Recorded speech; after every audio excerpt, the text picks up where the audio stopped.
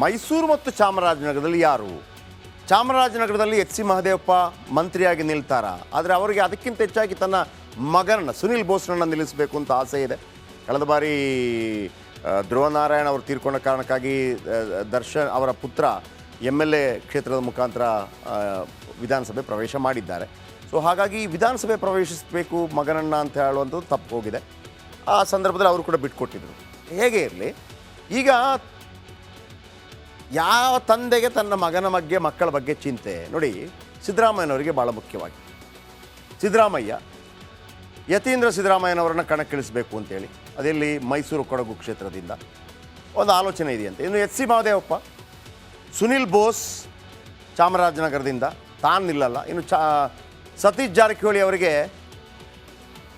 ತಮ್ಮ ಮಗಳು ಪ್ರಿಯಾಂಕ ಜಾರಕಿಹೊಳಿ ಅವರನ್ನು ಬೆಳಗಾವಿ ಚಿಕ್ಕೋಡಿಯಿಂದ ಕಣಕ್ಕಿಳಿಸಬೇಕು ಅಂತೇಳಿ ಒಂದು ಚಿಂತೆ ಇದೆ.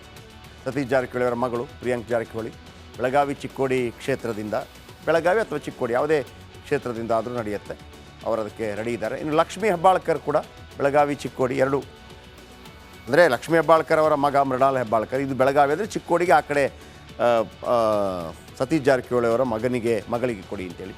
ಇನ್ನು TB ಜಯಚಂದ್ರ ಅವರಿಗೆ ತನ್ನ ಮಗ ಸಂತೋಷ್ ಜಯಚಂದ್ರ ಈ ಹಿಂದೆ ಕೂಡ ಅವರು ಎಲೆಕ್ಷನಲ್ಲಿ ನಿಂತರು, ಸೋತರು. ಆದರೆ ಅವರನ್ನು ತುಮಕೂರು ಲೋಕಸಭಾ ಕ್ಷೇತ್ರಕ್ಕೆ ಕಣಕ್ಕಿಳಿಸಬೇಕು. ಯಾಕಂದರೆ TB ಜಯಚಂದ್ರ ಅವರ ಹೆಸರು ಕೇಳಿ ಬರ್ತಾ ಇದೆ, ಇವತ್ತು ಕೂಡ ನಾನು ರಣಕಣದಲ್ಲಿ ಹೇಳಿದೆ.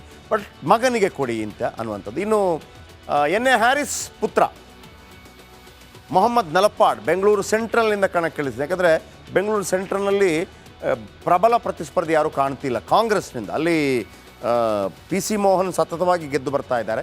ಮೊಹಮ್ಮದ್ ನಲಪಾಡ್ ಅವರನ್ನು ಕಣಕ್ಕಿಳಿಸಬೇಕು ಅಂತ ಪ್ಲ್ಯಾನ್ ನಡೀತಾ ಇದೆ ಅಂತೆ. ಮೊಹಮ್ಮದ್ ನಲಪಾಡ್ ಒಂದು ಸ್ಪರ್ಧೆ ಅಂತೂ ಆಗತ್ತೆ, ಯಾಕಂದರೆ ಯೂತ್ ಭಾಳ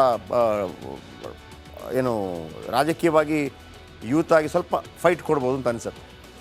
ಇನ್ನು ದೇಶಪಾಂಡೆ, RV ದೇಶಪಾಂಡೆ ಅವರ ಮಗ ಪ್ರಶಾಂತ್ ದೇಶಪಾಂಡೆ ಉತ್ತರ ಕನ್ನಡದಲ್ಲಿ, ಅಂದರೆ ಅಲ್ಲಿ ಅನಂತಕುಮಾರ್ ಹೆಗಡೆ ಈಗ ಆಲ್ರೆಡಿ MP ಆಗಿದ್ದಾರೆ. ಇನ್ನು ನೆಕ್ಸ್ಟ್ ಸೀತಾರಾಮ್ ಅವರ ಪುತ್ರ ರಕ್ಷಾರಾಮಯ್ಯ ಅವರಿಗೆ ಚಿಕ್ಕಬಳ್ಳಾಪುರ ಕ್ಷೇತ್ರದ ಲೋಕಸಭಾ ಕ್ಷೇತ್ರದ ಆಕಾಂಕ್ಷೆ ಇದೆ. ರಾಮಯ್ಯ ಏನು ಆಸ್ಪತ್ರೆ ಎಲ್ಲ ಇದೆ, ಎಲ್ಲ ಇವ್ರದ್ದೇ ಅದು. ರಕ್ಷಾರಾಮಯ್ಯ